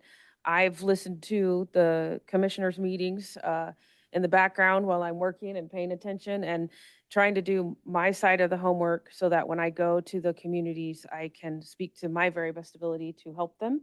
And then just, if I don't know the answer, write down the questions, and I'll bring that with me as their representative to the meeting. So we are going to continue to do our very best to make sure that the public is heard. So I'll close the topic. Are we fine? Okay, I'll close the topic on that and do my report out, and then we will move and take about a 10-minute break. So my report out is this. I had the opportunity. I'm never, I guess I'll say I'm always impressed when I have an opportunity to meet department leadership and have a chance to sit with them and get to know them kind of as individuals and spend a little bit of time with them. I was invited to sit on the panel for the RFP for accounting, and had a chance to meet more of our staff members, and that was quite an interesting process. I myself am not, my mind doesn't live in the numbers realm, as some folks get to have that. I am more of a large landscape thinker. So that was interesting to hear the mechanisms that have to be in place in order to make those accounting procedures be successful. So I appreciate being asked to sit in on that, and it found it to be very interesting. I participated a full day of Earth Day at Burnt Ranch Elementary School, which was a lovely opportunity to spend time with the students in my district. I just really value our kids, and I just really have never left an experience with our young people in our communities without just really feeling compelled to help support them in every way that I can. And I'll give you a bit of a chuckle. Part of my presentation was talking about tribal people's use of things that you find out in the wilderness. And so we had brought in a number of medicinal plants and basket weaving, different things that are used for hunting. And we had these amazing conversations with young people about respecting and stewarding your landscape, so that your landscape can help you stay well and have activities and different things. And so what I did was I brought items from other countries that I have traveled to and had interactions with tribal peoples in those communities. And I brought a spear that I had brought to my son from Manaus in the Amazon in northern Brazil. And I showed them the spear, and I said, can you guys guess where this might be from? And they said, no, they could not even imagine where that might be from. And I said, do you know where Amazon is? The Amazon is. And like a rocket, a hand goes up in the back of the group. And so I said, yes, sir. And he said, that is where you buy all your stuff. And I said, true. But that is not the Amazon in which I speak. Later, I shared with them some things that I had gotten when I was in the country of Jordan. And I asked them if they knew where Jordan was, and the same young man declared that that is where tennis shoes are made. And I said, true, but not the same Jordan. But anyways, I never leave those experiences without really just getting a laugh and enjoying the kids. And that campus is beautiful. If you ever have an opportunity or you're invited to an event at Burnt Ranch Elementary School, I strongly advise you give yourself enough time to walk around and just look at the beautiful serenity of that location. It's fantastic. So I'm thankful for that. I got to drive from here over to High and Palm through Hayfork and then back over the top. And I am so looking forward to the big ranch project coming to completion to make that route from High and Palm to 299 a less bumpy ride. But I have never leave the community of High and Palm that I'm not just super happy to have been around the folks that live there. What a great community. They do so many fun events and take the time to go down to some of their community engagements that they have if you've never, and make a donation to their community hall and the things that they provide for just access for everyone to have a good time when they throw their events. Great people. We did talk about just a county update and then also diving into the zoning. And I fielded some questions from them on that and have written down some of their concerns. And we talked about other county matters while we were there. And I was happy to have our Commissioner Duncan McIntosh with me. He helped with some of the questions on zoning issues. So that was in my heart, it felt like it was a very good meeting. I also spent, as was mentioned, some time with Brian Dolly and grateful for that. He, as was mentioned, is a great wealth of information and lots of connections and ability to work and navigate through things that we may not understand. And so having him as a resource is helpful to us. I just want to say that I am currently trying to secure a couple locations in Salyer, Big Flat, and Junction City to do some conversations around zoning. I know it's short notice, but we're kind of pressed up against timelines here. And so I just want to make sure that those folks can reach out to me if you need to. And, but in the meantime, I pretty sure I have a couple locations secured, but I don't want to mention the dates yet, but I will reach out through social media and through different connections that I have with people within those communities to help get the word out. But please, I have posted and reposted and posted and reposted. Go to Trinity 2050. Review the zoning plan. Make your public comments in written format.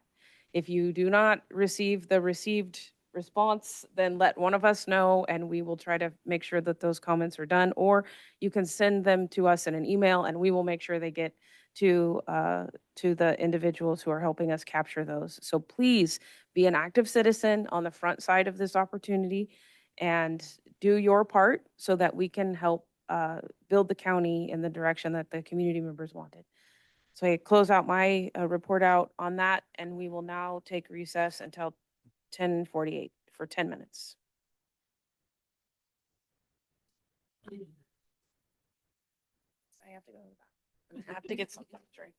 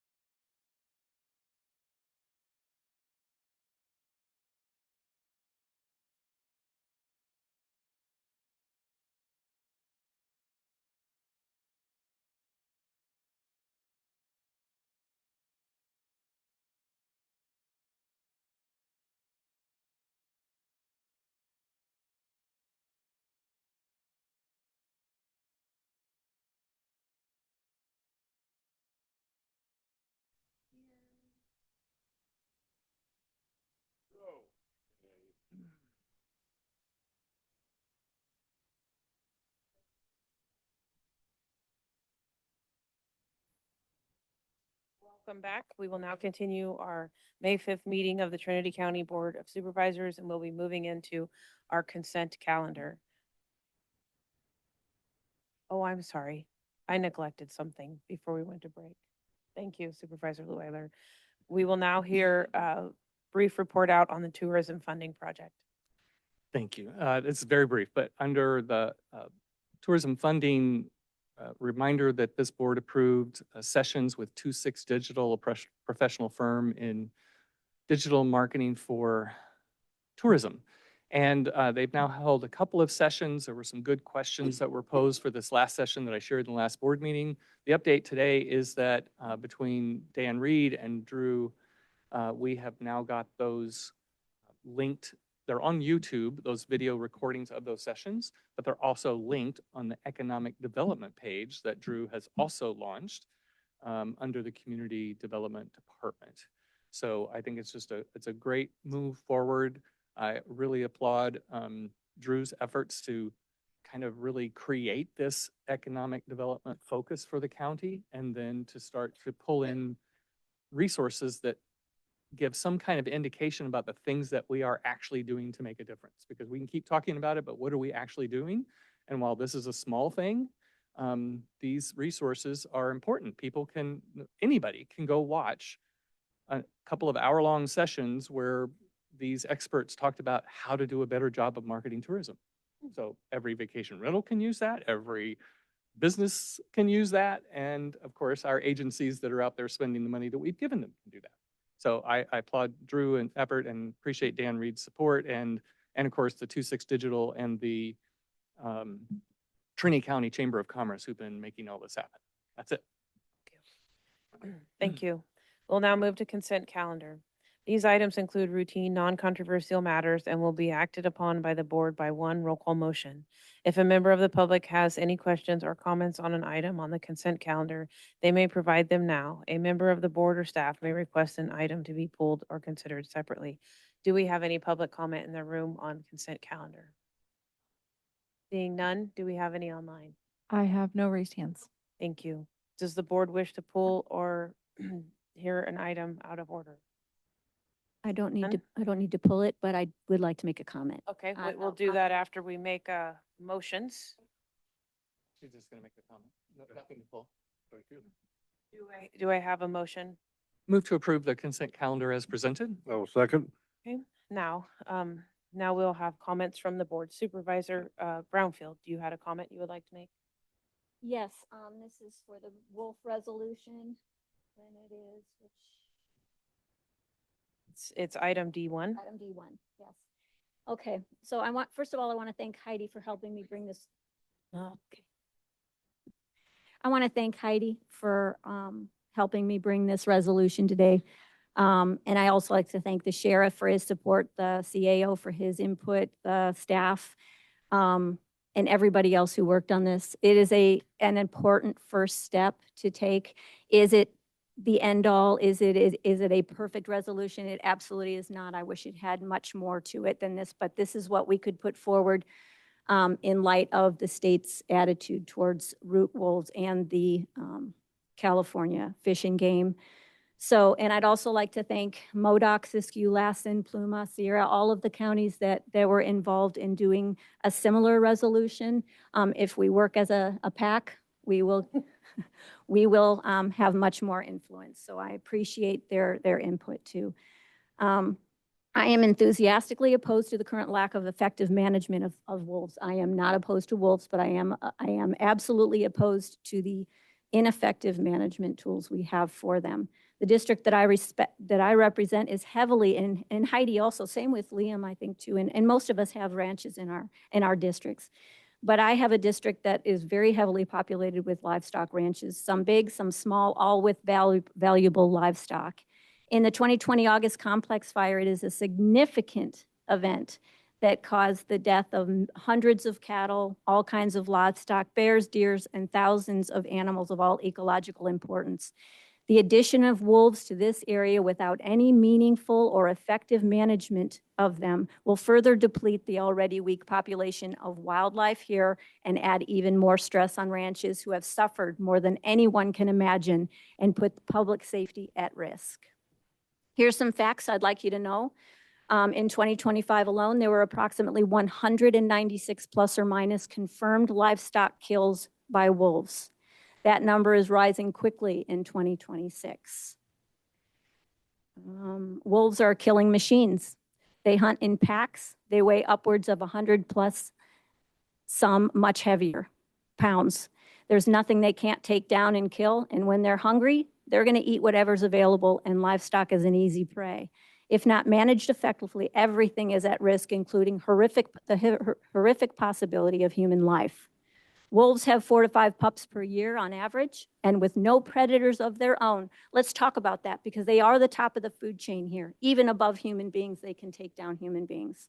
The numbers will grow quickly, which has been proven here in California, so quickly that the devastation to livestock has sent a loud warning all over the U.S.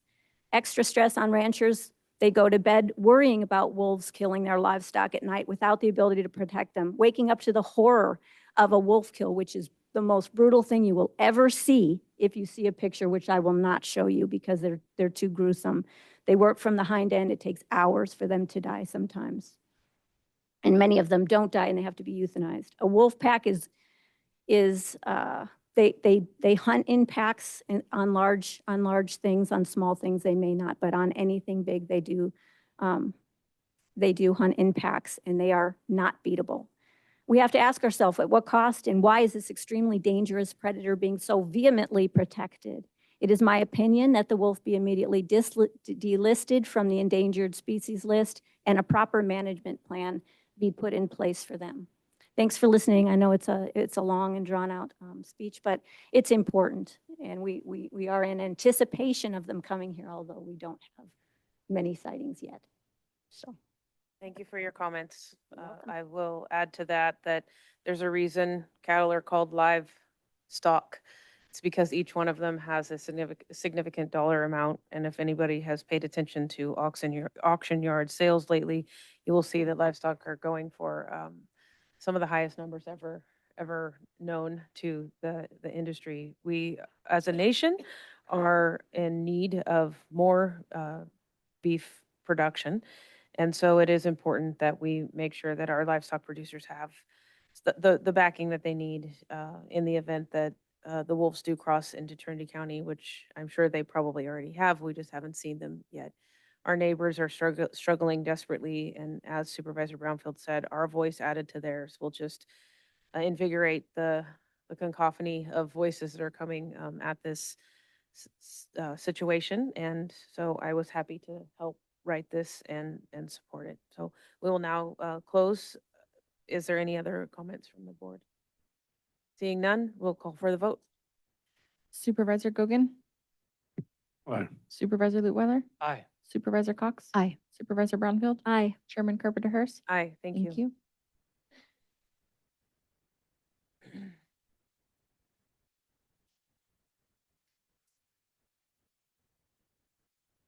We will now move into county matters. These items include non-routine or controversial matters and are listed alphabetically by department. A member of the board, staff, or public may request that an item be heard out of order. Do we have any wishes for an item to be heard in a different order? Seeing none, we will open item E1. Acknowledge receipt of and assign a board member to respond to the 2025 Civil Grand Jury Report. Code enforcement crackdown on the compliance report. Do we have a presentation on this? No presentation, but this is just the standard process where the grand jury report was officially released last week and received, and the request or the need from the board now is to assign a board member and provide the board response to the published grand jury report. Okay. With that being noted, do we have any board members who would specifically like to take on this the response, I would like to encourage Supervisor Brownfield to be at least, is it two? We need two?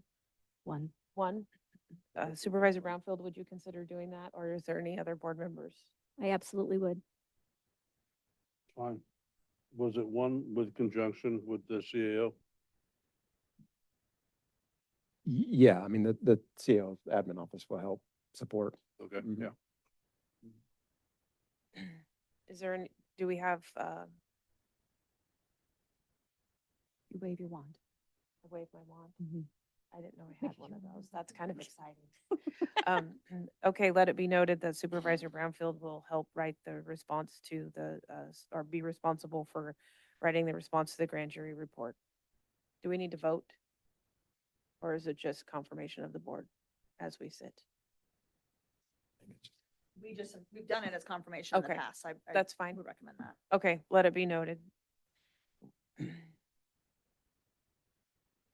Do we need to do public comment on this item? Okay, we will now hear any public comment on item E1 from the room. Seeing none, do we have any public comment online? I have no raised hands. We'll close public comment. We'll move now to item E2. Transportation. Approve a budget adjustment for FY 25-26 for Surveyor Department 1910, increasing services and supplies by 21,000 and interfund expenses by 4,000, and approve a budget adjustment for FY 25-26 for General Fund Contingency Department 9901, decreasing appropriations for contingency by 25,000. The increase in general fund appropriations in the amount of 25,000. Current contingency balance is $580,000. Do we have any public comment on item E2 in the room? Seeing none, any public comment online? I have no raised hands, but your Director of Transportation is online to present. Okay. Good day, sir. Yes, good morning. How are you? I'm doing great, thank you. Okay, thank you for presenting. This is a leftover from our previous regulations where they set the cap for county surveyor at $130 an hour. So since the county surveyor is a consultant and charges about $250 or so an hour, and that's a typical cost for a surveyor from consultants. So we somehow have to make up the difference between the hourly rate that we get charged versus what we can collect from the public. And since you cannot use road funds to pay for the work of county surveyor that is for the public, then it is the responsibility of the general fund to make up the difference. We have a lot of old projects that have been submitted to the county a few years back, and they are working on those projects. After last December, I believe, we changed the regulations where we no longer have a set fee for the county surveyor. We have the full cost recovery. In other words, if it's going to cost us $1,000, we're going to collect $1,000 rather than 500 or less. And this is something that's done. So we had a flurry of projects that they have a deadline, and the county surveyor has to work on those projects. A lot of those projects have been sitting on the shelf, not because we did not look at them, but because the applicant did not reply to questions or did not go forward after the initial or secondary reviews. So looking at our potential expenses, we think we need another $25,000 to make up for the ongoing cost for the county surveyor. Are there any questions? Do we have any questions from the board? Supervisor Cox? I do have some questions.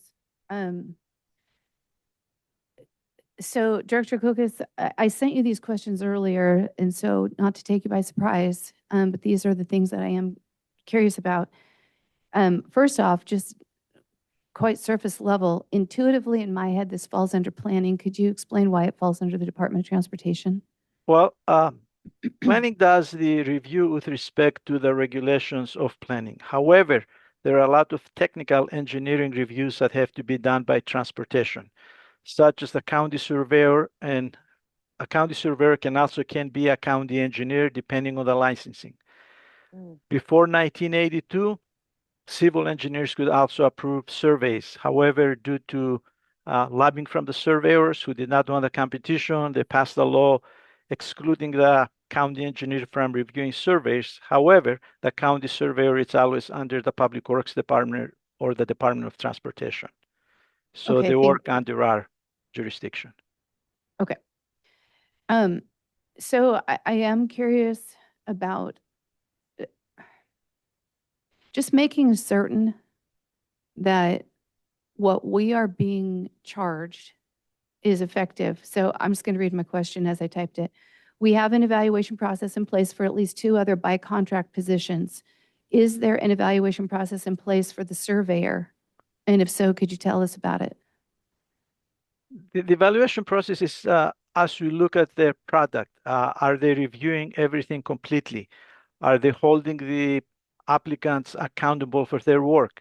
What you have to understand is when you create a legal lot, you create a legal entity, a piece of property that's going to be sold and purchased many, many years from now. So when that piece of property gets recorded, we want to make sure it's done correctly. Make sure they have all the pins in place, make sure that it's recorded, make sure everything it's on that map.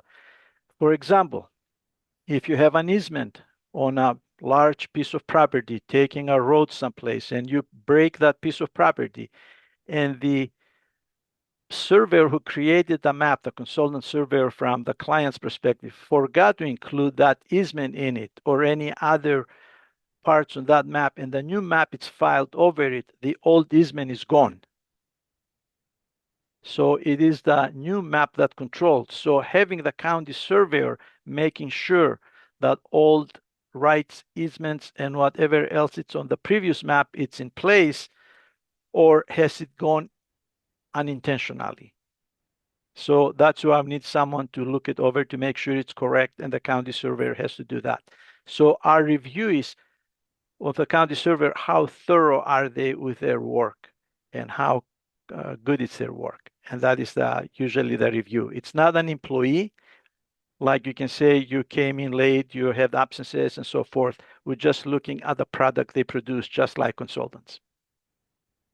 Okay. So I hear you saying we can look at the work and say, how thorough is it? How good is it? Is there a way to determine how efficient is it? Yes, it is, depending on the comments they're coming back. And it depends how correct or complete are the plans that they're coming in from the consultant surveyors, which are the surveyors that the developers or the private citizens hire. So I'm still seeing a product evaluation in your response.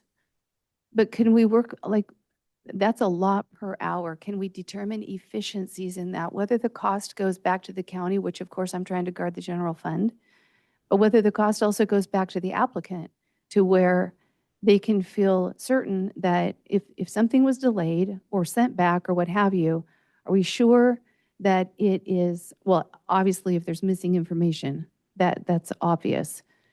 I'm just looking at general efficiencies to make sure that what is being charged is absolutely necessary. Well, we have changed the regulations. So anything new that's coming in for county surveyor review is not going to be affected at all by the general fund, because the new regulations say that the applicant has to pay the full cost of the county surveyor or any other services provided by the county going forward. But those are the projects that are applied for. The old projects that we had before, they're under the old regulations. How can we be looking at how efficient they are? Depends who prepares the plans and the surveyors. I have looked at certain surveys just for the cursory look, and I see things are missing. We have checklists they're supposed to go with. There are regular standards, but many people decide not to go through it. And I can tell you, we have a few surveyors that I would not recommend. I can't use any names, but just like engineers, they're good and they're bad. Okay, well, I feel like the questions, I have more questions, but that they get to where they don't apply to this item. So considering whether we're going to vote for contingency funds to fill this, my questions are complete. Thank you. With the same spirit of Supervisor Cox questions, and then this may be too deep in the woods, but do we pay on deliverable or by hour? By the hour. That's the efficiency piece that I think you're trying to get at, is just making sure that we are getting the best, hardest, most efficient work that we can to prevent our cost and the cost of the app. Well, if we go back and like you mentioned, charge by the piece of work, that's going to be very, very difficult because I can't say for 5 lots, we're going to use $1,000. They did that in the past, many, many years ago, many agencies that I work for, and they found out that they lost a lot of money in the review because if plans are not, or surveys are not coming in complete, you have to spend a lot more time reviewing them, sending them back, asking them to give you more information, and it makes it difficult. So when it's by the hour, then the client who has repeat surveyors or engineers may understand which consultants give you complete work that doesn't have too much back and forth and which ones are not. Okay. All right, thank you. Do we have any further questions on this item? Seeing none, we'll hear a motion. I would like, well, I'll move to approve as presented, but know that I'll be making a second motion. I just want to get discussion going. Do we have a second on the move to present or to approve as presented for the sake of further questioning? I'll second for discussion. Want to make sure we do public comment. I did already. Okay, may I? Yes, sir. So perhaps like others, and definitely Supervisor Cox, based on her comments, I shared a number of questions in advance of the meeting, got some answers and which raised more questions, kind of like we're hearing here. But ultimately, I recall a few things that I just want to share. One is we've heard some stories here in the boardroom about problems with the process and it taking much time and much money for people to get things done. We're now seeing the costs here. And while I fully support our new fee structure that is a full cost recovery approach, and we need to fund these kind of carryover pain points, I also have the concerns about, well, how do we get more efficient for everybody concerned? Quite a few years ago, my wife and I wanted to give a portion of a property we had to the neighboring property, which are relatives. And so while we were offering that piece of land for $1, it cost 2 years and $5,000 plus to get it done. And that was to redraw a line between two existing pieces of property. And that was well before I got on the board, and I always was shaking my head. And then in the meetings we've had before, when we talked to Mentor Harnish, they talked about the streamlining and best practices that they would incorporate. And I was like, great, this is all going to get done. And then, I don't know, maybe 6 months ago, I heard something, I went, oh, wait a minute. I think I'm hearing that you're going to do that for some parts of what we do, but not all parts of what we do. And the answer was correct. And so even at that time, I made the recommendation that we find time and money to address the other areas.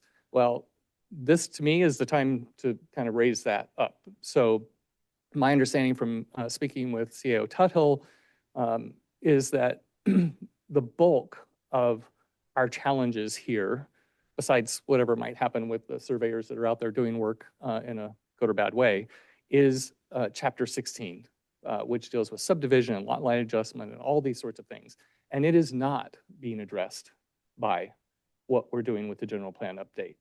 And so, and if we, and we already have information, I hear from, Panos and Drew have already collected information from others about what might be better ways to do things, but it still takes time. And we don't have staff time to go do this, to take a deep dive and look at this and do the kinds of process improvement and streamlining that we really should be doing in this area, I believe. So my modified motion is approve the recommended budget adjustment and direct the CAO to return at a meeting within the next 90 days with a draft scope of work for an outside consultant engagement to review and update Chapter 16 of Trinity County Code with the goal of streamlining the process and incorporating best practices like those currently being implemented in Chapter 17 via the general plan update process. I would second that. I'll ask, if it's okay, ask CO Tuttle if you want to clarify. I may have misstated something. Based on our discussion, I wanted to frame it correctly, but I know you understand my intent, so do you think I phrased it appropriately? No, that's good, provides the direction we need, and that's a appropriate timeframe, so we can definitely do that. Thank you. Do we get a second? We did. Supervisor. To accept the amendment. So any further discussions on this? Yes. Yes. That was, Okay. yeah, I could make it amended, but I made it as a subsequent. That's how I took it, but. Okay. Oh, I did not take it that way. That's fine. I'll add the second to it. It's fine. Okay, so we'll make it a subsequent motion that has been seconded. And I will text that over. So we'll call for the vote on the second motion. Supervisor Cox? Aye. Supervisor Lutwiler? Aye. Supervisor Gogan? Aye. Supervisor Brownfield? Aye. Chairman Carpenter Harris? Aye. Thank you. Thank you for that. Yeah. I think that will help.